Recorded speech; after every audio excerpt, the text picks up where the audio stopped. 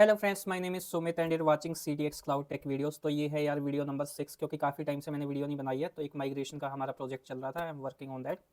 तो अभी यार देखो, स्टार्ट करते हैं कि सिट्रिक्स का लाइसेंस सर्वर क्या होता है और सिट्रिक्स में कितने टाइप्स के लाइसेंसेस होते हैं। जस्ट वन सेकंड में एक बार अपना वो ओपन कर लेता हूँ। वो सिट्रिक्स लाइसेंस फाइल को कैसे डाउनलोड करना है, कितने टाइप्स के आपके पास लाइसेंस होते हैं सिट्रिक्स में। उसके बाद हम देखेंगे कि भाई सिट्रिक्स लाइसेंस सर्वर को हमें कैसे इंस्टॉल करना है, सिट्रिक्स की फाइल को कैसे, मतलब जो लाइसेंस फाइल आपके पास डाउनलोड होती है उसको कैसे हम पोर्टल पे अपलोड करते हैं। तो ये सारी चीज़ें हम देखने वाले हैं। तो पहले थ्योरेटिकल थोड़ा सा पढ़ लेते हैं कि भाई कितने टाइप्स के आपके पास सिट्रिक्स में अभी लाइसेंस हैं।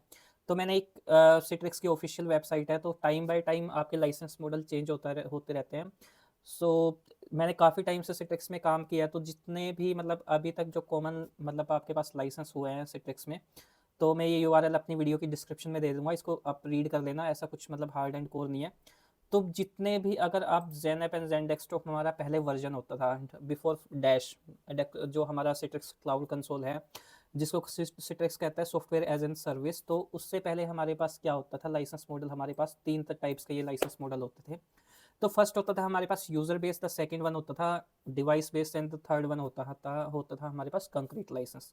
तो डिफरेंस क्या था इनमें, तो यूजर बेस मतलब नाम से ही पता चल रहा है कि आपने जैसे अपनी कंपनी में 50 यूजर हैं, तो उनके नाम से आपने लाइसेंस ले लिए। लेकिन उसके बाद क्या होता है, जैसे आपका 51 को यूजर इन ऑन बोर्ड किया, तो अगेन आपके पास मतलब या तो आपको क्या करना पड़ता था, उसके नाम से उस लाइसेंस को हटवाना पड़ता था और उसके बाद नया यूजर को लाइसेंस असाइन करवाना पड़ता है, which is time taking process. If you are working, मतलब किसी भी एक अच्छी ऑर्गेनाइजेशन में काम कर रहे हो, तो मतलब टाइम टेकिंग प्रोसेस है ये। सेकेंड वन होता था हमारे पास डिवाइस बेस, मतलब आपके एक ऑफिस में 50 डेस्कटॉप्स रखे हुए हैं, तो उनके लिए ही आपको लाइसेंस चाहिए। तो डिवाइस बेस हम लाइसेंस यूज़ कर सकते हैं। और उसमें देखो इशू क्या है कि आपके मतलब कोई यूज़र किसी भी डेस्कटॉप पे चेंज कर रहा है, इशू नहीं है, बिकॉज वो डिवाइस बेस्ड लाइसेंस है। बट द इनका मतलब फ़ायदा, बेनिफिट्स क्या है, बेनिफिट्स ये हैं कि आपका जैसे यूज़र बेस्ड लाइसेंस और आपका डिवाइस बेस्ड लाइसेंस है, तो दोनों की कॉस्ट क्या होती है, कम होती है as compare to concrete licence. तो कंक्रीट लाइसेंस का कॉन्सेप्ट क्या है कि अगर हम डिवाइस बेस या यूज़र बेस लाइसेंस लेते हैं, तो वो स्पेसिफिक उन यूज़र्स के लिए या उस डिवाइस के लिए यूज़ होंगे। तो आप उनको ऐसे रैंडमली यूज़ नहीं कर सकते हैं कि कोई मतलब यूज़र वर्क फ्रॉम होम कर रहा है, तो उसको मतलब कोई आ रहा है, जैसे आपके पास 50 के 50 यूज़र ने यूज़ करके आपके 30 यूज़र मतलब 20 यूज़र किसी शिफ्ट में आ रहे हैं, 20 किसी शिफ्ट में आ रहे हैं, 10 किसी शिफ्ट में आ रहे हैं। तो उसमें क्या, आप 30 लाइसेंस पे भी आप काम चला सकते हो, क्योंकि एक ही टाइम पे तो आपके 50 के 50 यूज़र नहीं आ रहे हैं। तो उससे क्या होता है, हमारे पास लाइसेंस थोड़े से कम लगते हैं एज़ कम्पेयर टू अगर आप फिक्स लाइसेंस लोगे। बट कंक्रीट लाइसेंस की क्या होती है, कॉस्ट कम होती है। तो सेकंड थिंग इज़ कि आपको मतलब एक स्पेसिफिक डिवाइस पे आपको लाइसेंस कॉन्फ़िगर करके रखने की ज़रूरत नहीं है। कोई भी यूज़र आएगा, किसी भी डेस्कटॉप पे बैठेगा, या कोई भी मतलब वर्क फ्रॉम होम करेगा, आपका ऑफिस में किसी भी डेस्कटॉप पे बैठेगा, मतलब कोई भी उस उस डिवाइस के ऊपर कोई भी यूज़र बैठेगा। तो ऐसा कोई चक्कर नहीं होता है उसमें कि आपको स्पेशली उसी डिवाइस से यूज़ करना है या उसी यूज़र को यूज़ करना है, या मतलब कोई भी रैंडमली कोई भी आएगा, कोई भी यूज़ करेगा। आपके सिर्फ जैसे स्लॉट्स होता है 30 यूज़र्स में एक यूज़र काउंट हो जाएगा, जैसे यूज़र लॉग ऑफ होगा वो लाइसेंस हट जाएगा, उसके बाद जो नेक्स्ट यूज़र होगा वो यूज़ कर लेगा उसको। उसके बाद यार देखो अभी क्या है, जैसे 2024 है, 25 है, 23 में ये स्टार्ट हो गया था। सो सैस मतलब अभी सिट्रिक्स सैस कहता है, पहले डैश कहता था इसको। तो सैस में क्या है, मतलब जैसे एक सॉफ्टवेयर एज ए सर्विस आपको प्रोवाइड कर दिया, तो जैसे ही जितनी भी क्लाउड बेस्ड सर्विसेज हैं, whether it is azure, AWS, Citrix cloud, तो ये मतलब ऐसा कोई मॉडल ये नहीं रखती हैं कि भाई आपके पास डिवाइस बेस, यूजर बेस या concrete. They give as an subscription कि भाई आप सब्सक्रिप्शन ले लो, हमारे पास इतने यूज़र हैं, या मतलब बेसिकली यूज़र बेस्ड की होती है, पर यूज़र उनकी कॉस्ट होती है। तो आप सब्सक्रिप्शन ले लो, उसके बाद आप उसको कहीं पे भी यूज़ करो, तो ऐसा कोई इशू नहीं होता है भाई। बस बेसिकली वो क्या होते हैं, सब्सक्रिप्शन बेस्ड होते हैं। तो आपको उनकी सब्सक्रिप्शन एक परचेज करनी पड़ती है क्लाउड बेस्ड की। तो मैं ये लिंक ना आपको अपनी वीडियो डिस्क्रिप्शन में दे दूंगा, तो आप यहाँ पे पढ़ सकते हैं कि इसके बारे में क्या है। तो टाइम बाय टाइम चीज़ें चेंज होती रहती हैं, तो मेक श्योर आप इसको पढ़ो और अप टू डेट रहो। तो यहाँ पे सैस के बारे में भी दिया हुआ है, ठीक है, वही है यूज़र और डिवाइस। तो कोई भी हो, इसमें कोई इशू नहीं होता है। बस works as an concrete licence की तरह ये काम करता है, मतलब एज एन सब्सक्रिप्शन आपको दे देते हैं, उसके बाद वो यूज़र हो या डिवाइस हो, इट डजेंट मैटर। तो कंक्रीट का ये पार्ट होता है, ठीक है। उसको कैसे बाय करते हैं, यहाँ पे ये लिंक दिया हुआ है इसी में कि बाय सैस की जितनी भी सब्सक्रिप्शन आपको बाय करनी है, तो ये एक लिंक दिया हुआ है। तो ये सारा का सारा मैं लिंक अपनी वीडियो के डिस्क्रिप्शन में दे दूंगा, आप वहाँ से पढ़ सकते हैं। कोई भी क्वेश्चन होगा तो आप कमेंट करके पूछ सकते हैं। तो नेक्स्ट हो गया कि हमारे पास जो जैसे हमने ठीक है हमने डिसाइड किया कि कंपनी में हम सैस बेस मतलब लाइसेंस यूज़ करेंगे या कंक्रीट यूज़ करेंगे। तो उसके बाद आपको मतलब लाइसेंस फाइल कहाँ से डाउनलोड करनी है और कैसे करनी है, तो ये जो यूआरएल है ये भी मैं अपने वीडियो के डिस्क्रिप्शन में दे दूंगा। बहुत ईजी होता है, जिन जो लोग काम कर रहे हैं उनको ऑब्वियसली पता है कि यहाँ पे आपको जो आपकी हार्डवेयर आईडी होती है, ठीक है। तो जैसे मेरे पास एक लाइसेंस सर्वर है, तो उस लाइसेंस सर्वर का मैं यहाँ पे नाम डालूंगा, ठीक है। उसके बाद क्या होगा, आपके पास साइन इन करना होगा अपने अकाउंट से। उसके बाद सेलेक्ट एन एक्शन रिटर्न एलोगे मतलब रिटर्न करना है या मॉडिफाई करना है। तो बेसिकली क्या होता है, जैसे आपका कोई सर्वर चेंज हो जाता है तो मॉडिफाई लाइसेंस पे आप यूज़ कर लेते हैं। उसके बाद लाइसेंस सर्वर डाल देते हैं। तो उसके बाद क्या होता है, आपको एक लाइसेंस फाइल मिल जाती है यहाँ पे चूज़ एंड सेलेक्ट प्रोग्राम करके यहाँ पे एक लाइसेंस फाइल मिल जाती है आपको डाउनलोड करने के लिए। तो यहाँ पे क्लिक करोगे तो डाउनलोड का ऑप्शन यहाँ पे आ जाता है, ठीक है। तो ये भी क्या करूँगा, मैं अपनी वीडियो डिस्क्रिप्शन में दे दूँगा। जैसे ये इमेज दिख रही है ना आपको, तो यहाँ पे क्या करोगे आप, लाइसेंस का मतलब अपना नाम डाल लोगे। अगर ऑलरेडी आपके पास लाइसेंस है तो ये सर्च करोगे। उसके बाद ये देख रहे हो डाउनलोड लाइसेंस फाइल। तो जैसे ही आप यहाँ पे मतलब पोर्टल पे लॉगिन करोगे, डाउनलोड लाइसेंस फाइल पे क्लिक करोगे तो आपके पास एक लाइसेंस फाइल जनरेट होकर आ जाएगी। और मैं आगे के वीडियो में दिखा दूंगा कि उसको कैसे अपलोड करना है, ठीक है। तो बेसिकली देखो यहाँ पे क्या है कि यार ट्रेनिंग एक मतलब ट्रेनिंग टाइप है। तो यहाँ पे कोई हम ऐसे एंटरप्राइज जो कंपनीज में यूज़ कर रहे हैं वो तो मैं नहीं दिखा सकता कि ये लाइसेंस, क्योंकि because of customer privacy. But अगर आप इस डॉक्यूमेंट को साइड बाय साइड देखोगे तो it's very easy to understand कि भाई यहाँ पे सिर्फ आपको सीरियल नंबर डालना है या आपका सर्वर का नाम डालना है, सर्च करना है। अगर आपके पास लाइसेंस दिख रहा है तो आप यूज़ कर सकते हो, नहीं तो नीचे ऑप्शन दिखाया हुआ है कि रीएलोकेट का, ठीक है। यहाँ पे अगर जाओगे, ये जो सेकंड इमेज है यहाँ पे दिखाया है सर मतलब लाइसेंस सर्वर डालोगे और यहाँ पे सर्च करोगे। उसके बाद आपको एक्टिवेट करना का ऑप्शन आएगा, उसको सेलेक्ट करोगे और डाउनलोड कर लोगे। तो किसी भी ऑर्गेनाइजेशन में अगर आपका सिलेक्शन होता है तो आप इजीली उसको देख सकते हो कि कैसे डाउनलोड करते हैं। तो मैंने काफ़ी टाइम किया हुआ है, तो मतलब कुछ ऐसा बड़ा इशू नहीं होता है लाइसेंस फाइल को डाउनलोड करना। तो आपका कोई भी पुराना कलीग होगा या कुछ भी होगा तो वो बता देगा कि आपको कैसे डाउनलोड करना है। It's like one time process, आपको बार बार ऐसा कुछ करने की ज़रूरत होती नहीं है। नेक्स्ट हम करेंगे भाई, देखो हमारे पास अब क्या है कि जो लाइसेंस सर्वर है हम हमारी लैब में VMware वर्कस्टेशन में यूज़ कर रहा हूँ। तो VMware वर्कस्टेशन का अगर नहीं पता है तो यार इस पे क्या होता है, हम वर्चुअली सर्वर क्रिएट कर सकते हैं, ठीक है। आप VMware को कैसे इंस्टॉल करना है बहुत बेसिक है। नेक्स्ट नेक्स्ट एक कोई भी सेटअप होता है VMware वर्कस्टेशन का, नेक्स्ट नेक्स्ट करोगे और आपका इंस्टॉल हो जाएगा। तो काफ़ी सारी वीडियोज़ हैं यूट्यूब पे, how to install VMware workstation, तो आपको बहुत सारी वीडियोज़ मिल जाएंगे। मैं जस्ट एक मशीन क्रिएट करके दिखा देता हूँ आपको कि एक सर्वर इसके अंदर कैसे क्रिएट करना होता है, ठीक है। बाकी ऑलरेडी मेरे पास क्रिएटेड है तो मैं उनको डिस्टर्ब नहीं करूँगा, सिर्फ आपको एक नया दिखा दूँगा। उसके बाद हम लाइसेंस सर्वर को डायरेक्टली इन सर्वर्स पे इंस्टॉल करेंगे। तो यहाँ पे create a new virtual machines पे जाना होता है, नेक्स्ट करना है आपको, ठीक है। यहाँ पे ब्राउज में जाके ISO सेलेक्ट करनी है कि कौन सी आप ISO यूज़ करना चाहते हो। ऑब्वियसली हम विंडोज सर्वर की ISO यूज़ करेंगे अगर हमारे पास लाइसेंस सर्वर है, ठीक है। तो मैं यहाँ से एक ISO यूज़ कर रहा हूँ, ओके किया मैंने। विंडोज़ सर्वर 2019 की ये ISO है। नेक्स्ट करते हैं, यहाँ पे विंडोज़ का वर्जन सेलेक्ट करना है। जैसे विंडोज़ सर्वर 2019 स्टैंडर्ड में यूज़ कर रहा हूँ। एडमिनिस्ट्रेटर का यहाँ पे आपको पासवर्ड दे देना है। यहाँ पे मैंने अपना पासवर्ड दिया, नेक्स्ट करते हैं, यस। तो उसके बाद आपको सर्वर का नाम देना है। जैसे मैं इस सर्वर का नाम दे रहा हूँ सिट्रिक्स D-SVR, ठीक है। तो आप सिट्रिक्स लाइसेंस सर्वर दे सकते हो या कुछ भी दे सकते हो। मेरे पास ये ऑलरेडी एक लाइसेंस सर्वर है जिस पे मैंने लाइसेंस फाइल इंस्टॉल किया, तो वो मैं इसको बाद में कनेक्ट करवा दूंगा। बस जस्ट यहाँ इस वीडियो में ये दिखा रहा हूँ कि एक वर्चुअल सर्वर आपको VMware वर्कस्टेशन के अंदर कैसे इंस्टॉल करना है।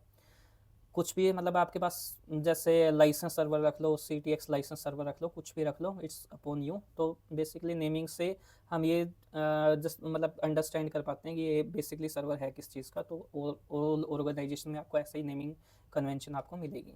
नेक्स्ट करते हैं, यहाँ पे आपको कितनी डिस्क रखनी है। मान लें मुझे रखना है कि भाई 40 GB इस सर्वर के लिए काफ़ी है, तो डिपेंड्स अपॉन योर इंफ्रास्ट्रक्चर, आप या लैब इंफ्रास्ट्रक्चर आप रख सकते हो। बिगर ऑर्गेनाइजेशन में क्या होता है, हमारे पास टेम्पलेट होती है, उससे ही हम सर्वर बिल्ड करते हैं। तो यहाँ पे ऐसा कुछ नहीं है मतलब लैब एनवायरनमेंट में। बट यार देखो, अगर आपने लैब एनवायरनमेंट में किया और वहाँ पे किया तो ऐसा कोई मतलब ज़्यादा डिफरेंस नहीं होता आपके पास। अगर आप you can explain the things तो आपके पास मतलब ऐसा कुछ डिफरेंट नहीं होता है वहाँ पे। नेक्स्ट करते हैं, यहाँ पे आपको कस्टमाइज हार्डवेयर पे जाना है और मैं एक सेटिंग यहाँ पे चेंज कर रहा हूँ so that it get connected with my internet, I mean local internet, ठीक है, internet you can say that. तो यहाँ पे मैंने सेलेक्ट किया है V M net zero which is auto bridged with my local network. तो जो भी मेरी लैब के अंदर लोकल नेटवर्क चल रहा है उसके साथ ये ब्रिज हो जाए। क्लोज करते हैं, फिनिश करते हैं। उसके बाद यहाँ पे एक वर्चुअल मशीन ऑलरेडी क्रिएट हो गई है और ये इंस्टॉलेशन स्टार्ट हो गया है। तो बहुत बेसिक सा है, जैसे आपको एक नॉर्मल सा विंडोज सर्वर इंस्टॉल करते हो या पीसी इंस्टॉल करते हो, जैसे आप विंडोज़ 10 इंस्टॉल करते हो, तो उस तरह का ही कोई मतलब ये है कि नेक्स्ट नेक्स्ट करके आपको इंस्टॉल कर देना है। VMware वर्कस्टेशन में तो ये पूछता भी नहीं है, डायरेक्टली इंस्टॉल कर देता है उस सर्वर को। तो ऐसा जैसे आप विंडोज़ इंस्टॉल करते हो तो सेम ऐसा ही एक प्रोसेस होता है कि आप मतलब कोई भी सर्वर कैसे इंस्टॉल करते हो, जैसे विंडोज़ 10 इंस्टॉल करना है, 11 करना है, तो सेम ऐसे ही सर्वर को भी इंस्टॉल करना होता है। I am just talking about the installation. उसके बाद आपको इस सर्वर को डोमेन ज्वाइन करवाना है, उसकी नेमिंग चेंज करनी है, तो विच इज़ डिफरेंट प्रोसेस। तो अभी हम इसको इंस्टॉल होने देते हैं और उसके बाद मैं बता दूंगा कि आपको डोमेन कैसे ज्वाइन करवाना है एक सर्वर को। ये चीज़ मतलब ऑलरेडी मैं एक बार बता दूंगा, उसके बाद मैं नेक्स्ट मेरी अपकमिंग वीडियोस में मैं नहीं बताऊंगा कि किसी सर्वर को कैसे डोमेन में ज्वाइन करवाना है और कैसे उसका आईपी चेंज करना है। तो एक बार आप जिस चीज़ को देख लोगे तो बाकी सभी सर्वर्स पे मैंने ऐसी ही सेटिंग्स की है। अगर किसी भी यूज़र मतलब किसी भी ट्रेन मतलब स्टूडेंट को कोई इशू आता है या मतलब जो भी आईटी प्रोफेशनल है जो ऑलरेडी काम कर रहा है उसको भी कोई इशू आता है तो कमेंट कर देना वीडियो में, ऑब्वियसली मैं उसका रिप्लाई दूंगा और मतलब अपना बेस्ट कभी भी ऐसे टाइम मिलेगा मैं उसको डायरेक्टली उसके साथ बैठ के भी उसका इशू रिजोल्व करवा दूंगा। तो ऐसा कुछ नहीं है, जितना आप नॉलेज को शेयर करोगे उतना ही आपको गेन मिलेगा, दैट्स माई थॉट। तो अभी वेट करते हैं 5-10 मिनट का, इसको इंस्टॉल होने देते हैं, उसके बाद मिलते हैं।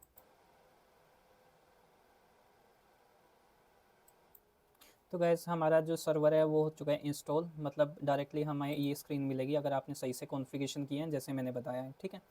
उसके बाद सबसे नेक्स्ट स्टेप होता है एक सर्वर के ऊपर आईपी इंस्टॉल करने का। तो उससे पहले क्या है, ये पहले ऑटोमेटिकली VMware वर्कस्टेशन टूल्स होते हैं जो हमारे इंस्टॉल कर रहे हैं इस सर्वर पे। तो इससे क्या होता है कि हमारी जैसे पिक्चर है मतलब जो सर्वर की है तो उस पर ड्राइवर्स इंस्टॉल होते हैं, उससे क्या होता है कि आपकी मतलब कंप्लीट एक पिक्चर दिखाई देने लग जाती है। अगर किसी भी VM पे आपका नेटवर्क नहीं आ रहा है तो नेटवर्क आने लग जाता है। तो VMware टूल्स अगर आप VMware वर्कस्टेशन यूज़ कर रहे हो तो आई से दैट कि आप पक्का इंस्टॉल करो, ठीक है। जैसे ही आपने हमने मतलब बात करते करते इसने क्या किया कि VMware वर्कस्टेशन VMware टूल्स को इंस्टॉल किया है और उसके बाद ऑटोमेटिकली हमारी स्क्रीन ना ऑटोमेटिक चेंज हो गई है, तो बड़ी स्क्रीन हमारे पास आने लग गई है। तो it's like a big screen, ठीक है। अभी हम रिबूट नहीं करेंगे, इससे पहले हम क्या करेंगे कुछ सेटिंग्स हमारी चेंज करेंगे। यहाँ पे हम नाम चेंज करेंगे। नाम चेंज करने के लिए मैं जा रहा हूँ system.cpl एक कमांड होती है तो आप इसको यूज़ कर सकते हो। यहाँ पे चेंज में जाएंगे, यहाँ पे हम सर्वर का नाम चेंज करेंगे विच इज़ CTX DAS-SVR01। मैं यहाँ पे भी इसका चेंज कर लेता हूँ रादर देन Citrix। यहाँ पे मैं थोड़ा शॉर्ट नेम कर देता हूँ इसका which is CTX dash server 01, ठीक है। ये सर्वर मैं किसी और पर्पज़ के लिए यूज़ करूँगा, आपने अपना लाइसेंस सर्वर यहाँ पे क्रिएट कर लेना है। सेम ऐसे ही मतलब लाइसेंस सर्वर रख लो या आपकी डोमेन है उसके बाद लाइसेंस सर्वर रख लो, कुछ भी रख लो, इट्स अपॉन यू। मैं इस सर्वर को किसी और पर्पज़ के लिए यूज़ करूँगा। मैं जस्ट इस वीडियो में ये दिखा रहा था कि आपको VMware वर्कस्टेशन पे एक सर्वर को कैसे इंस्टॉल करना है प्लस आपको उसका डोमेन कैसे ज्वाइन करवाना है, आपको उसका IP कैसे चेंज करना है। तो इसको मैं लेटर कर दूंगा, नाम चेंज कर दिया। नेक्स्ट है हमें इसका IP एड्रेस चेंज करना है, तो उसके लिए कमांड है ncpa.cpl। अब ये बोलोगे यार मतलब इसका चेंज क्यों करना है, IP एड्रेस क्यों चेंज करना है। तो जितने भी हमारे इंफ्रा सर्वर्स होते हैं मोस्ट ऑफ द सर्वर्स पे आपको क्या मिलेगा कि एक स्टैटिक IP मिलेगा जिस पे आपको मतलब किसी क्लाइंट पे यूज़ नहीं करना है। मतलब बेसिकली आप चाहते हो कि इसका IP बार बार चेंज ना हो, जैसे हमारा एक्टिव डायरेक्टरी हो गई, DNS हो गया, DHCP हो गया, Citrix लाइसेंस सर्वर हो गया, स्टोर फ्रंट सर्वर हो गया, तो ऐसे मतलब SQL सर्वर हो गया, बहुत सारे ऐसे एग्जांपल हैं जिस पे आप चाहते हो। हमारा vCenter सर्वर हो गया, तो जिस पे आप चाहते हो कि बार बार IP चेंज ना हो तो उस पर हम क्या करते हैं एक स्टैटिक IP रख लेते हैं। तो मैं इस पर स्टैटिक IP यहाँ पे जाके आप IPv6 को डिसेबल कर दो, यहाँ पे IPv4 पे जाओगे, प्रॉपर्टीज़ पे जाओगे और यहाँ पे एक IP एड्रेस ले लोगे। तो मैं चेक कर लेता हूँ पहले मेरे पास कितना IPs बचे हुए हैं। अभी मैं DNS में जाता हूँ तो सजेस्ट इज 2018 नो, तो मैं एक यूज़ कर लेता हूँ यार। IPs में से मेरे को मिल रहा है इस रेंज में 19 20 20 20 IP शायद नहीं है कहीं पे भी। है 20 भी, मेलिंग के लिए यूज़ किया हुआ है मैंने। तो मैं इसमें से एक यूज़ कर लेता हूँ, 5 यूज़ कर लेता हूँ आई थिंक, ठीक है। 5 नहीं है मेरे पास, चेक कर लेता हूँ। पहले चेक करने के लिए सिंपली आपको क्या करना है, CMD में जाना है। अगर आपको चेक करना है कि IP इन यूज़ है या नहीं है, पिंग करते हैं 19, जस्ट 1 सेकेंड, पिंग 192.168.1.5। ओके, ये यूज़ में नहीं है क्योंकि इसका पिंग नहीं आ रहा है। सेम ऐसे ही अगर मैं यूज़ करूँगा, जैसे मेरे को चेक करना है कि मेरे DNS में 8 नहीं दिखा रहा था, बट मुझे पता है कि 8 मैंने किस पर्पज़ के लिए यूज़ किया, नया सर्वर है वहाँ पे, तो मैं पिंग करूँगा तो 8 देखो उसका पिंग आ रहा है। तो सेम ऐसे ही चेक कर सकते हैं। तो मैं यहाँ पे क्या करूँगा, मेरा मुझे लग रहा है कि 192.168.1.5 मेरा एक फ्री IP है, मैं उसको यूज़ करूँगा इस सर्वर के लिए। मेरा डिफ़ॉल्ट गेटवे क्या है, 192.168.1.1 मेरा डिफ़ॉल्ट गेटवे है, प्लस 192.168.1.10 मेरा DNS सर्वर है। तो उसके बाद ओके किया, ठीक है। उसके बाद हम क्या करते हैं, इस सर्वर को रीस्टार्ट कर लेते हैं। काफ़ी लंबी वीडियो हो गई है, तो इस वीडियो में बस यही देखेंगे कि मतलब सर्वर को हमने कैसे इंस्टॉल किया है, उसके बाद उसका नेम चेंज कैसे किया है, उसका IP एड्रेस कैसे चेंज किया है, और अभी उसको बस डोमेन में ज्वाइन करवाएंगे क्योंकि काफ़ी लंबी वीडियो हो जाएगी, 19 मिनट की वीडियो पहले ही हो चुकी है। तो बस मैं इसमें यही दिखाऊंगा। जो नेक्स्ट वीडियो होगी उसमें स्टार्टिंग से बस मतलब स्टार्ट ही हम डायरेक्टली सिट्रिक्स लाइसेंस सर्वर को इंस्टॉल करना स्टार्ट कर देंगे। तो थोड़ी बहुत थ्योरी और हमें मतलब कैसे एक सर्वर को बिल्ड करना है वो हम इस वीडियो में देख चुके हैं। तो नेक्स्ट किसी भी वीडियो में मैं ये नहीं बताऊंगा कि आपको एक सर्वर को कैसे मतलब बिल्ड करना है, उसके बाद कैसे उसका IP चेंज करना है, कैसे उसका नेम चेंज करना है, और कैसे उसको डोमेन में ज्वाइन करवाना है, ठीक है।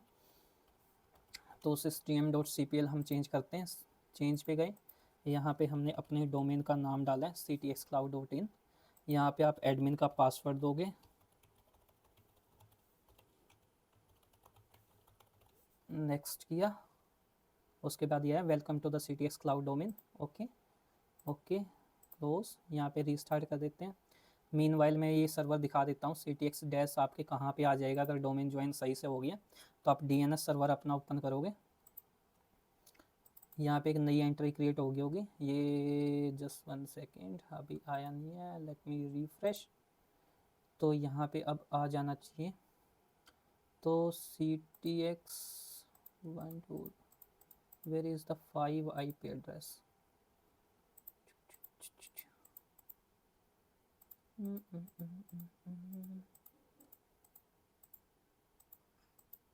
आ तो जाना चाहिए था इसको, एक बार फिर से रिफ्रेश करते हैं। यहाँ पे 5 ये देखो ये आ गया, ठीक है। CTX-SVR01 और इसका IP एड्रेस है 192.168.1.5 जो हमें अभी दिया था। ये आप डेट भी देख सकते हो, 9/2/2025 को हमने इसको जो मेन मतलब यूज़ किया है। उसके बाद हम कहाँ जाते हैं, हम अगेन हमारे सर्वर के अंदर जाते हैं। इसके अंदर अब हम डोमेन से इसको लॉगिन करके देखते हैं। अदर यूज़र पे जाओगे, यहाँ पे CTX cloud/administrator हम डालते हैं और उसके बाद पासवर्ड हम डालते हैं। तो हमारा क्या हो गया, ज्वाइन मतलब डोमेन के यूज़र से हमारा सर्वर क्या हो गया, लॉगिन हो गया। तो दोस्तों बस यही मुझे इस वीडियो में दिखाना था, काफ़ी लंबी वीडियो हो चुकी है। तो नेक्स्ट वीडियो में हम डायरेक्टली लाइसेंस सर्वर को इंस्टॉलेशन स्टार्ट कर देंगे। ऑलरेडी मेरे पास सर्वर बिल्ड किया हुआ है, तो यहाँ से हम डायरेक्टली स्टार्ट कर देंगे हमारी लाइसेंस सर्वर को इंस्टॉल करना, ठीक है। तो ये मैं अभी नेक्स्ट वीडियो में आपको दिखाने वाला हूँ। So just stay connected with CTX cloud, subscribe my channel और अपने फ्रेंड्स के साथ भी शेयर करो। कोई भी क्वेश्चन है तो इससे रिलेटेड मेरे कमेंट बॉक्स में कमेंट करो, आई विल रिप्लाई यू। और कभी भी फ्री टाइम होगा तो मैं आपके पास सैटरडे या संडे में से बैठ के आपका इशू भी रिजोल्व करवाऊंगा। तो thank you so much guys and stay healthy.